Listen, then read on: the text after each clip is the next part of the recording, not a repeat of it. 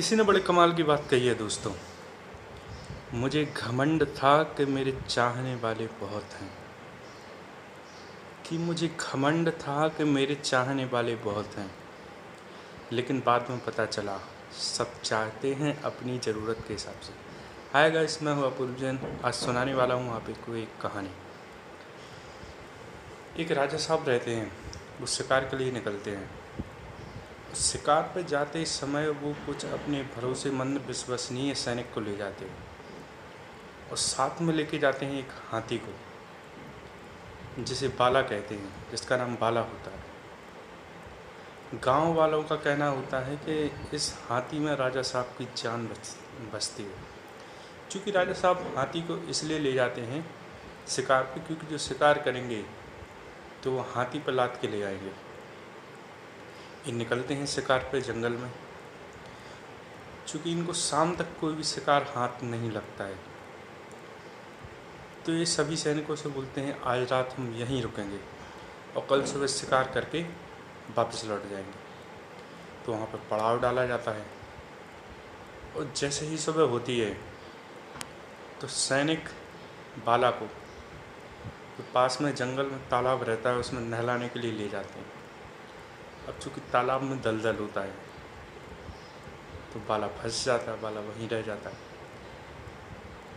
सैनिक बहुत कोशिश करते हैं उससे निकालने की, बहुत ट्राई करते हैं कि कैसे न कैसे बाहर निकल आए, लेकिन बाला बाहर आता ही नहीं है। वो तो फंस के रह गया है, बैठ जाता है, बेसुध हो जाता है। सैनिक भागते हुए डरे हुए राजा साहब के पास आते हैं। राजा साहब की गलती हो गई हमसे। बोले बताओ क्या हो गया।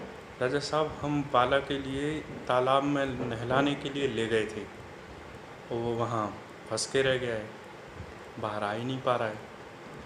तो राजा साहब बोलते हैं तुमने पूरी कोशिश कर ली क्या। बोला हाँ राजा साहब, हमने सारी कोशिश कर ली। बोले ठीक है, तो राजधानी से हमारे बुद्धिमान मंत्रियों को बुला के लाओ, वो इसका कुछ उपाय बताएंगे। तो राजधानी से मंत्री बुलाए जाते हैं, जो कि राजा के बहुत भरोसेमंद होते हैं। राजा उनकी बात मानता है।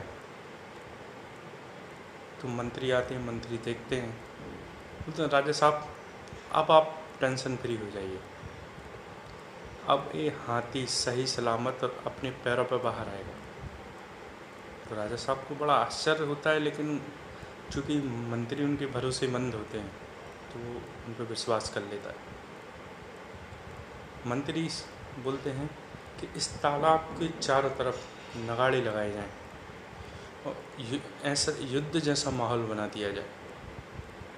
तो सैनिक चारों तरफ नगाड़े लेके खड़े हो जाते हैं और बिल्कुल युद्ध जैसा माहौल क्रिएट कर दिया जाता है।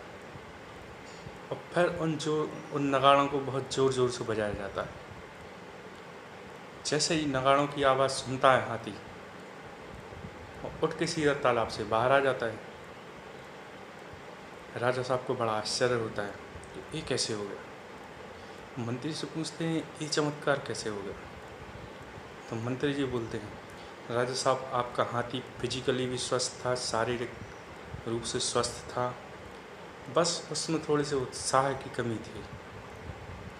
जैसे ही उसने नगाड़ों की आवाज़ सुनी और इसे समझ आ गया कि अब युद्ध होने वाला है और राजा साहब को मेरी ज़रूरत पड़ने वाली है, तुरंत वो तालाब से निकल के बाहर आ गया। तो इस कहानी से हमें ये शिक्षा मिलती है दोस्तों कि किसी भी काम में, चाहे बिजनेस हो, प्रोफेशन हो या पर्सनल लाइफ हो, उत्साह की बहुत ज़रूरत है। क्योंकि बिना उत्साह के बहुत बड़ा काम नहीं किया जा सकता है, बहुत देर तक काम नहीं किया जा सकता है। इसलिए दोस्तों जब भी हर सुबह उठें तो भगवान से धन्यवाद बोलें कि अब मुझे एक दिन और मिला और इस एक दिन में मैं बहुत अच्छा करूँगा।